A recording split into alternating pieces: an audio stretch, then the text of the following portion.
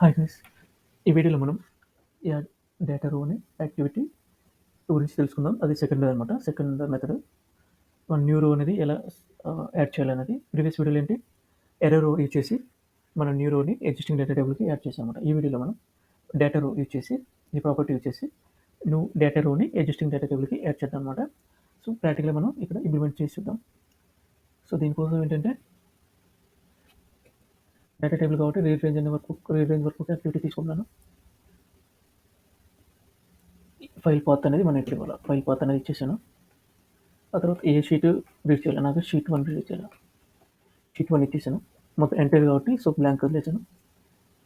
So read చేసిన తర్వాత మనకు ఒక వేరియబుల్కి మనం స్టోర్ చేసుకోవాలి. సో దానికోసం ఒక వేరియబుల్ క్రియేట్ చేస్తాను, _dt అని.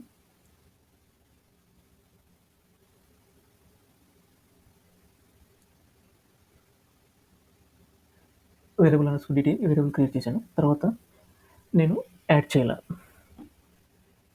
యాడ్ డేటా రో అనే యాక్టివిటీని యూజ్ చేస్తున్నాను.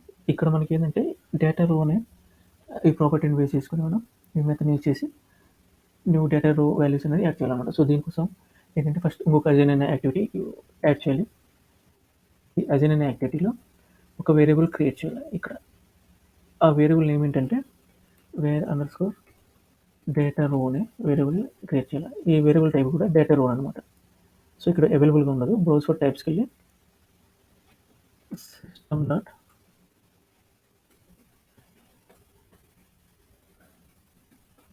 డేటా రో అని వేరియబుల్ టైప్ ఇవ్వాలి. సెలెక్ట్ చేసుకోవాలి వేరియబుల్ టైప్. ఆ తర్వాత ఈ వేరియబుల్ టైప్లోకి ఇక్కడ ఇచ్చేసిన తర్వాత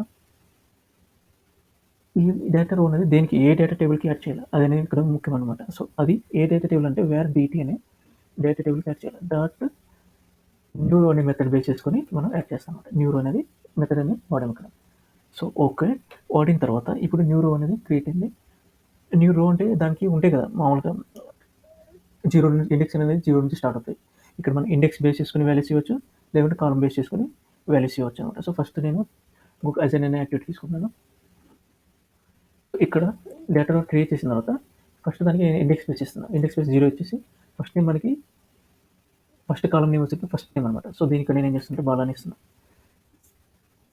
సెకండ్ దానికి కంట్రోల్ వి ఇక్కడ నేను నేమ్ ఇస్తున్నాను. LAST లాస్ట్ నేమ్ తర్వాత స్పేస్ ఉందన్నమాట ఇక్కడ. దాంట్లో సేమ్ ఏ వాల్యూ ఇచ్చినా పర్లేదు. ఇక్కడ లాస్ట్ నేమ్ ఇచ్చేసాను. తర్వాత నెక్స్ట్ వచ్చేసరికి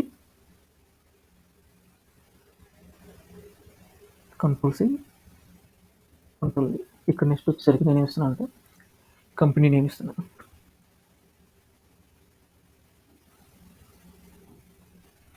కంపెనీ నేమ్ ఇచ్చేసాను. ఈ కంపెనీ నేమ్ అనేది సేమ్ ఏదైనా పర్లేదు, ABC.inc.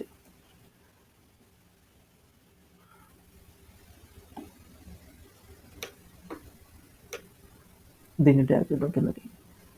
లాస్ట్ నేమ్ తర్వాత కంపెనీ నేమ్ అనమాట. సో కంపెనీ నేమ్ తర్వాత నోట్ ఏంటంటే కంట్రోల్ కంపెనీ నేమ్ తర్వాత రోల్ ఇన్ కంపెనీ అనమాట. సో ఇక్కడ రోల్ ఇన్ కంపెనీని కాపీ చేసి ఇక్కడ మనం పేస్ట్ చేయాలి. ఆ తర్వాత రోల్ వచ్చేసరికి డెవలపర్ ఇస్తే ఇక్కడ. నెక్స్ట్ వచ్చేసరికి కాపీ పేస్ట్ అడ్రస్ ఉందన్నమాట. నెక్స్ట్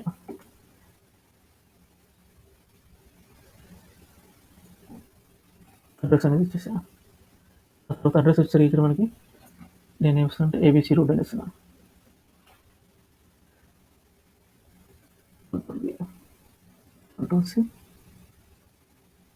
కంట్రోల్ అడ్రస్ అయిపోయింది. అడ్రస్ తర్వాత ఈమెయిల్ అనమాట. ఈమెయిల్ని కూడా మనం కాపీ పేస్ట్ చేస్తాం.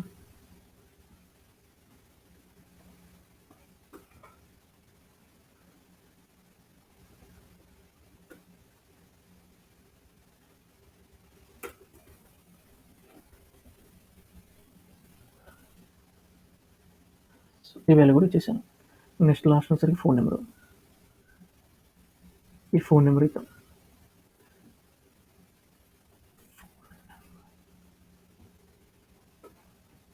ఓకే, నెక్స్ట్ వాల్యూ వచ్చేసరికి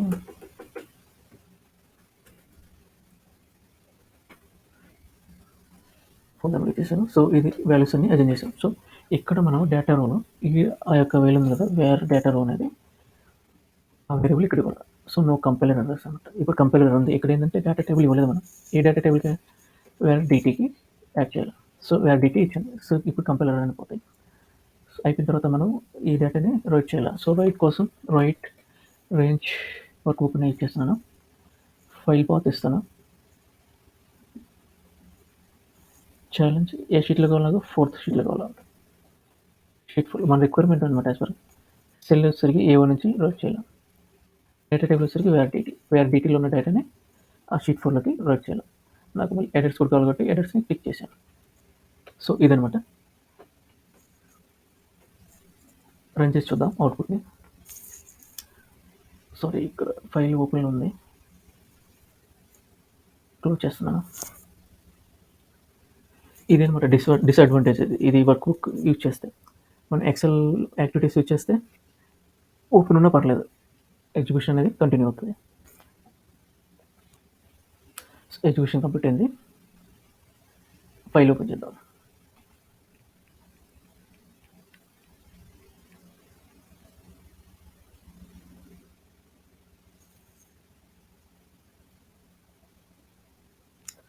సో చూసారు కదా, షీట్ 1 షీట్ 4కి చూద్దాం. షీట్ 4లో మనం ఒక వాల్యూ అనేది ఒక్కొక్క రో అనేది యాడ్ అయింది. సో చూసారు కదా.